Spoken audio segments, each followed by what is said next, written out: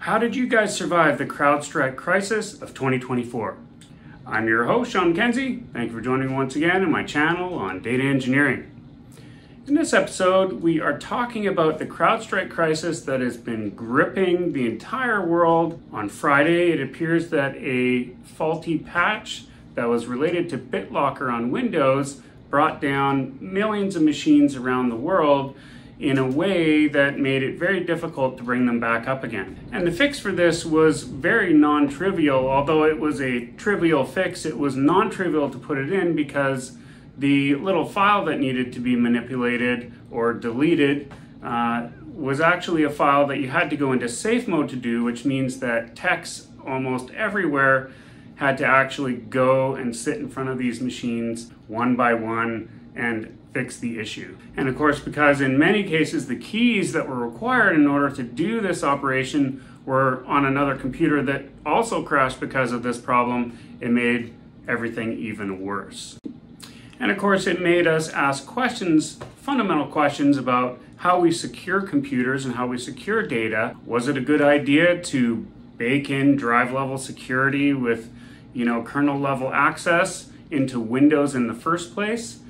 Let's go take a look at this and see what we can find. In 2004, data security was becoming a bigger deal, but it wasn't as advanced as what we have today. Back then, the most common way to protect your data was through software-based encryption. One of the most popular tools at the time was PGP, which stands for Pretty Good Privacy. It was widely used for encrypting emails and files, offering a solid level of security by using a combination of symmetric and asymmetric encryption. For those more into open source solutions, TrueCrypt was a go-to choice.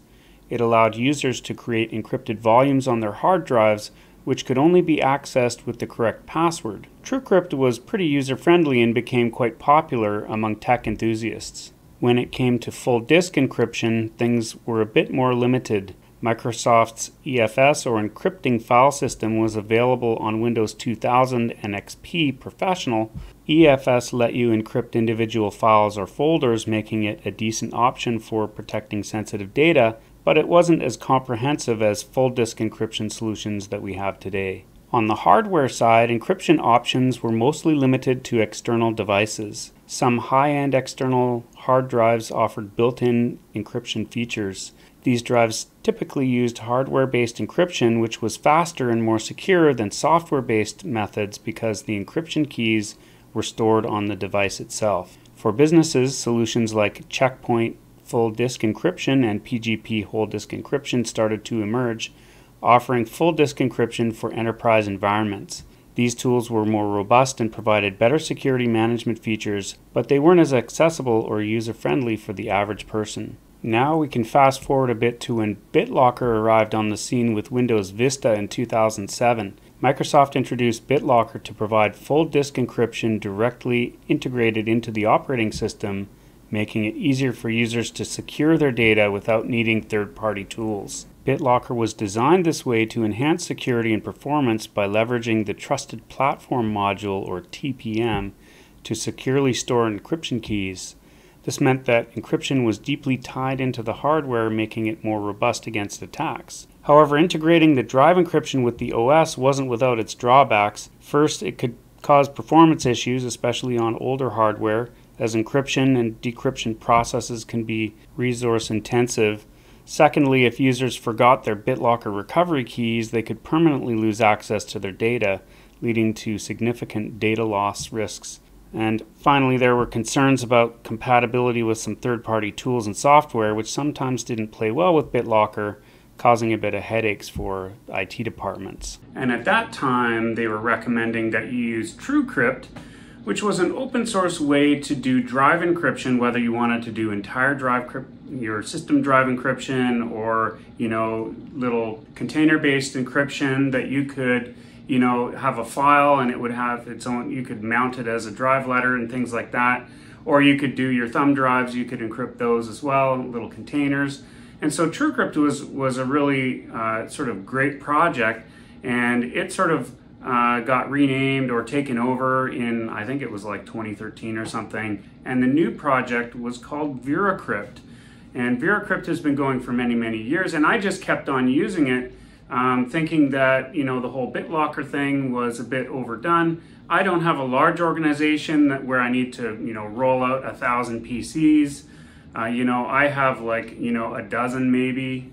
And so VeraCrypt made a lot more sense for me to do driver level encryption and things like that. But little did I know that this little tip that I got from Security Now with Steve Gibson and Leo Laporte, make sure you check it out. It's a pretty cool podcast that talks about all kinds of, you know, security things that happen, and they review Windows patches and all kinds of things. But little did I know that using VeraCrypt instead of BitLocker not only would save me a little bit of money, but it would actually save me from this big crash that has just happened. And also the customers that I recommended it to are also thankful they didn't have to go through this mess that we're seeing today.